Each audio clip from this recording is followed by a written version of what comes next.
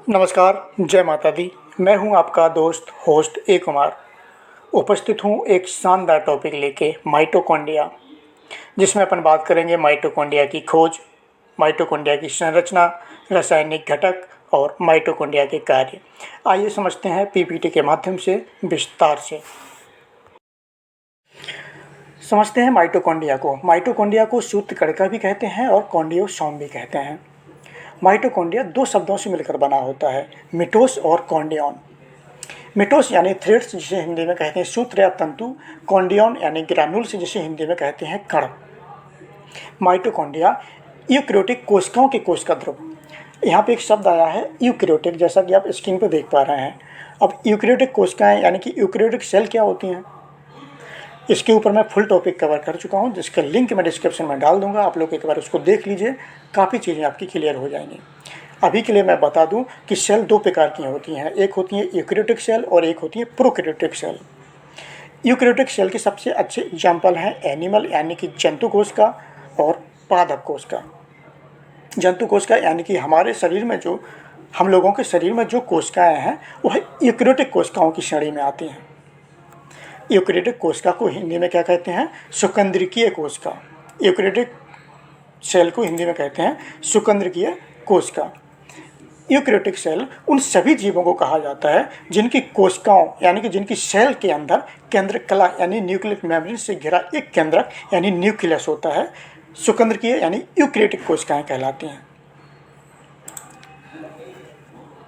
Eukaryotic कोशिकाओं के कोशिका ध्रुव यानी साइटोप्लाज्म में अनेक सूक्ष्म गोलाकार क्षण या कण के आकार की संरचनाएं पाई जाती हैं, जिन्हें माइटोकॉन्ड्रिया कहते हैं।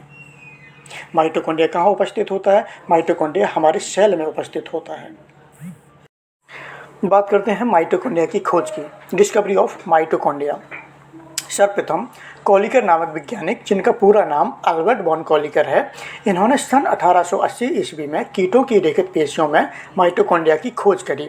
तत्पश्चात सन 1890 ईस्वी में रिचर्ड अल्टरमैन नामक वैज्ञानिक ने इनका वर्णन बायोप्लास्ट के नाम से किया। इसके बाद जर्मन माइक्रोबायोलॉजिस्ट कॉल बिंडर नामक वैज्ञानिक ने सन 1897 ईस्वी में इन रचनाओं को माइटोकॉन्ड्रिया नाम दिया।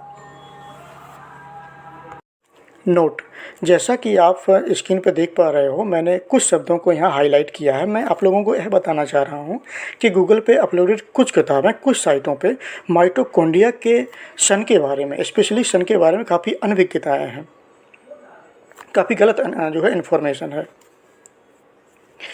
बस आप लोगों से इतना ही कहना चाहूँगा कि हमेशा रजिस्टर्ड पब्लिकेशन से पढ़ना चाहिए, अच्छी किताबों का सहारा लेना चाहिए, अच्छी किताबों से जो है ज्ञान अर्जित करना चाहिए।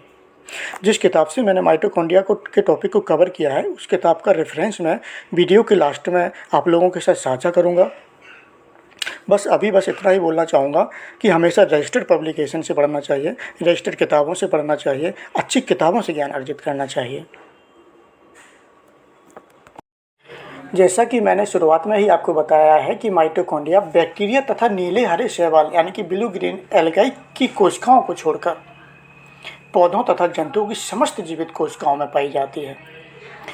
माइटोकॉन्ड्रिया की लंबाई सामान्यतः length of mitochondria generally 1.5 micron से 5 माइक्रोन तक होती है। इनका व्यास यानी कि डायमीटर 0.5 से 1.0 माइक्रोन तक होता है। माइटोकॉन्ड्रिया की संख्या भी भिन्न भिन्न कोशिकाओं में अलग अलग होती है। माइटोकॉन्ड्रिया की संरचना, स्ट्रक्चर ऑफ माइटोकॉन्ड्रिया। माइटोकॉन्ड्रिया लगभग 60 एंगस्ट्रॉम मोटी एवं वसा प्रोटीन यानी लिपोप्रोटीन द्वारा निर्मित बाहरी एवं भीतरी दो झिल्लियों द्वारा घिरी रहती है। इनकी रचना इकाई झिल्ली यानी यूनिट मेम्ब्रेन की तरह होती है। बाहरी झिल्ली सपाट यानी समतल, अंग्रेजी में फ्लैट बोलते हैं।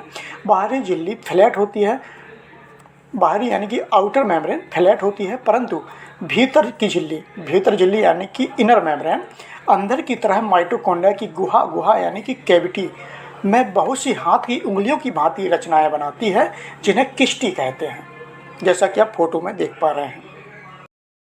अंदर की झिल्ली यानी कि इनर मेम्ब्रेन माइटोकॉन्ड्रिया को दो विभिन्न कोष्ठों में विभाजित करती है, यानी कि दो विभिन्न चैम्बर में डिवाइड करती है।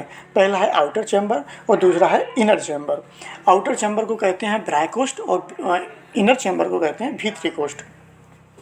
बात करते हैं आउटर चैम्बर की। यह बाहरी एवं भीतरी झिल्लियों, बाहरी यानी कि आउटर मेम्ब्रेन एवं इनर मेम्ब्रेन के बीच का स्थान होता है, जो लगभग 60 से 80 एंगस्ट्रॉम होता है। बात करें अगर भीतरी कोष्ठ की यानी कि इनर चैम्बर की, यह भीतरी झिल्ली यानी कि इनर मेम्ब्रेन द्वारा घिरा हुआ बीच का काफ़ी बड़ा स्थान होता है, जिसमें सघन एवं कणिका युक्त जेली पदार्थ भरा रहता है। इस पदार्थ को मैट्रिक्स कहते हैं। भीतरी झिल्ली यानी कि इनर मेम्ब्रेन एवं किस्टी की सतह पर बहुत से सूक्ष्म कण पाए जाते हैं। इन्हें F1 कण या ऑक्सीसोम कहते हैं। ये 70 से 100 एंगस्ट्रॉम की लंबाई के टेनिस के रैकेट के आकार के होते हैं। प्रत्येक F1 कण 3 भागों में बटा रहता है: आधार, वृंत और सिर। आधार यह चौकोर टुकड़े की तरह होता है तथा इसी के द्वारा कण झिल्ली से लगा रहता है। बात करें वृंत की, यह छड़ के आकार का होता है तथा आधार एवं सिर को जोड़ता है। बात करें सिर की तो यह गोलाकार एवं वृंत के ऊपर सहित होता है। F1 कणों में इलेक्ट्रॉन अभिगमन तंत्र एवं ऑक्सीकीय फॉस्फोरिलीकरण में काम आने वाले एंजाइम पाए जाते हैं। इसी कारण इन्हें इलेक्ट्रॉन अभिगमन कण यानी कि इलेक्ट्रॉन ट्रांसपोर्ट पार्टिकल्स कहा गया है। अब बात करते हैं माइटोकॉन्ड्रिया के रासायनिक घटक यानी कि chemical composition of mitochondria. Mitochondria में प्रोटीन 65 से 70% होता है, फॉस्फोलिपिड 25% होता है, RNA 0.5% होता है, DNA की कुछ मात्रा होती है। जब मैंने DNA पर टॉपिक कवर किया था तो उस समय मैंने बताया था कि DNA जो है हमारे कोशिका के केंद्रक में भी होता है और कुछ माइटोकॉन्ड्रिया में भी होता है, जिसको माइटोकॉन्ड्रियल DNA कहते हैं। बात करते हैं माइटोकॉन्ड्रिया के कार्य की, फंक्शन ऑफ माइटोकॉन्ड्रिया। माइटोकॉन्ड्रिया को कोशिका का विद्युत घर कहते हैं यानी कि पावर हाउस ऑफ सेल कहते हैं, क्योंकि कोशिकाओं को जैविक कार्यों यानी कि बायोलॉजिकल फंक्शंस के लिए आवश्यक ऊर्जा, आवश्यक एनर्जी माइटोकॉन्ड्रिया से प्राप्त होती है। इन संरचनाओं में ऑक्सीजन यानी कि ऑक्सीजन रेस्पिरेशन की क्रिया होती है, जिसके फलस्वरूप हाई एनर्जी वाले ATP कंपाउंड का निर्माण होता है। ATP यानी कि एडिनोसिन ट्राइफॉस्फेट। ATP में एनर्जी स्टोर रहती है। इस ऊर्जा से कोशिका के विभिन्न कार्य संपन्न होते हैं।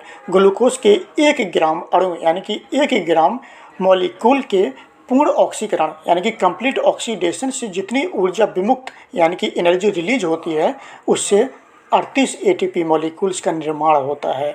आसान शब्दों में बस इतना समझिए, माइटोकॉन्ड्रिया हमारे शरीर की कोशिकाओं का ऊर्जा घर है यानी कि पावर हाउस ऑफ सेल है।